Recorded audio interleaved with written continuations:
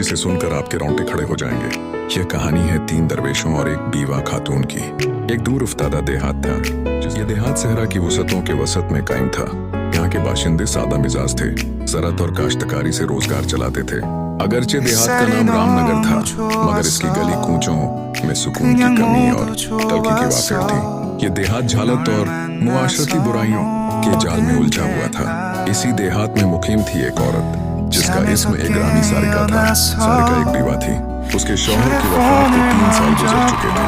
जब उसके शौहर महललाल की मर्जी से वफात हुई, तब से उसकी जिंदगी में सब कुछ छोड़कर सिर्फ अश्कवार किसी और कुछ बाकी न रहा था। महललाल देहात के एक मामूली किसान थे। उनका मकान तंग था, अलबत्ता उसमें सारिका के साथ उनकी मोहब्बत और बाहमी हमआहंगी सी हुई थी।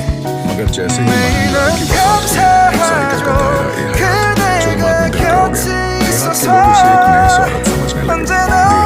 देहात की खवातीन उसके साथ महल में बैठने से घबराती, मर्द उसे ताने और तौहीन से नवाजते। बच्चों को दिया जाता कि सारिका के घर के करीब भी न जाए। हर सुबह जब सारिका देहात के कुएं में पानी लेने जाती, तो खवातीन आपस में सरगोशी करती, देखो ये बदकिस्मत आ गई, जिसके कदम जहाँ गिर जाते हैं वहाँ कोई मुसीबत ही तारी हो जाती है।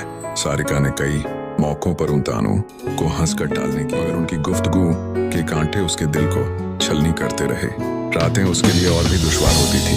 जब सारा देहात गहरी नींद में डूब जाता, सारिका लो में बैठकर आसमान की जानिब निगाह उठाती। चांद की किरणें उसकी निगाहों में आंसुओं का सैलाब बर्पा कर देती।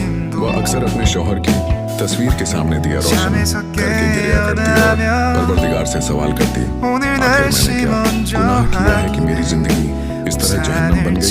कई बार उसने देहात छोड़ने का भी इरादा किया, मगर जाए कहाँ, उसके वालिदैन बहुत पहले ही इंतकाल कर चुके थे।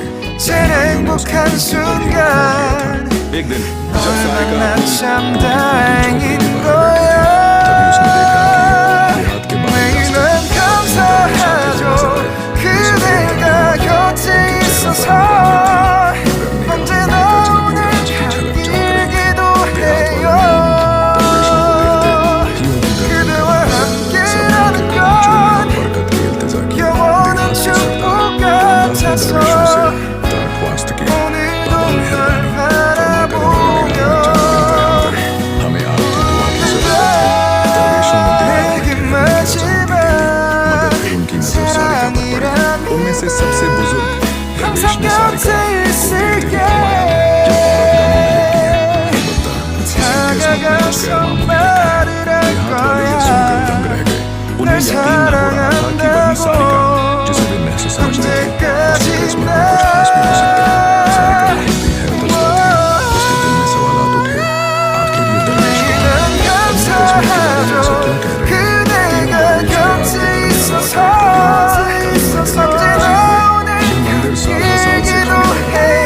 राजी हुए। ये मंदिर सालों साल से खाली रहा, मगर दरवेशों के आने से वहाँ फिर से मंजिल हो गए। देहात वाले उन्हें मिलने के लिए रोजाना पहुँचते और उनकी बातें सुनते। सारिका भी मंदिर के बाहर खड़ी होकर दरवेशों को दूसरा मुंह जाने देते थे। जब तमाम लोग बस सो गए थे, तब सबसे बुजुर्ग दरवेश ने फरमाया, हर इंसान की जिंदगी में मुसीबतें आती हैं, मगर सिर्फ वही शख्स अपनी किस्मत बदल सकता है जो अपने अंदर छुपे राज को समझ ले। सारिका को यह सुनकर तज्जुब हुआ। वह गौर करने लगी, क्या मैं अपने गमों को खत्म कर सकती हूँ? क्या मैं भी अपनी किस्मत तब्दील कर सकती हूँ? तीनों दरवेश कौन थे? तीनों दरवेश आम लोग न थे। पहले दरवेश का नाम था विवेकानंद। वह रूहानियात में इल्म की राह पर थे। उनका अकीदा था कि दुनिया में कोई भी तकलीफें तब तक खत्म नहीं हो सकती जब तक इंसान अपने अंदर की हकीकत को न पहचान ले। दूसरे दरवेश का नाम था प्रयासनंद। वह अमल के उसूलों पर यकीन रखते थे। उनका कहना था कि किस्मत से बड़ा सिर्फ अमल होता है। अगर किसी की जिंदगी तारीकी में है तो उसे सिर्फ अपने अमाल से ही नूर की तरफ मोड़ा जा सकता है। तीसरे दरवेश का नाम था समाधिनंद। वह मुराकबा और तवज्जुह की राह पर गामजन थे। उनका अकीदा था कि रूह को सुकून देकर और दिल को अंदरूनी बनाकर कोई भी शख्स अपनी मुसीबतों से निजात पा सकता है। रात के साए जब देहात वाले अपने घरों को लौट गए, तो सारिका मंदिर के पास पहुंची। उसे यकीन न था कि तीनों दरवेश वाकई उससे मिलना चाहते हैं। जैसे ही वह मंदिर के अंदर दाखिल हुई, तीनों दरवेश उसकी तरफ मुतवज्जे हुए। कुछ लम्हों तक खामोशी रही। फिर विवेकानंद ने फरमाया, तुम हमें क्यों तलाश कर रही हो बेटी? सारिका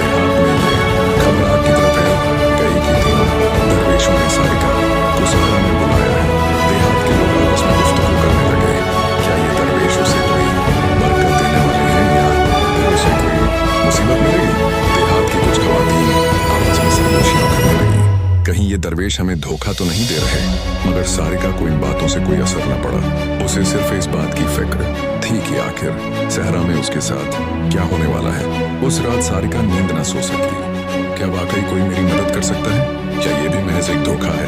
मगर अब वो जाग चुकी थी कि जो भी हो वह दूसरे दिन सूरज निकलने से पहले सहरा के पास पहुंच जाएगी। तीनों दरवेश वहां मौजूद थे। वे गहरे मुराकबे में मग्न थे। उनके इर्द गिर्द एक अजीब सी सुकून की फजा थी। सारिका ने हाथ जोड़कर सलाम किया और कहा, मैं पहुंच गई हूं। बाबा, अब मुझे बताइए कि मेरी आजमाइश क्या है?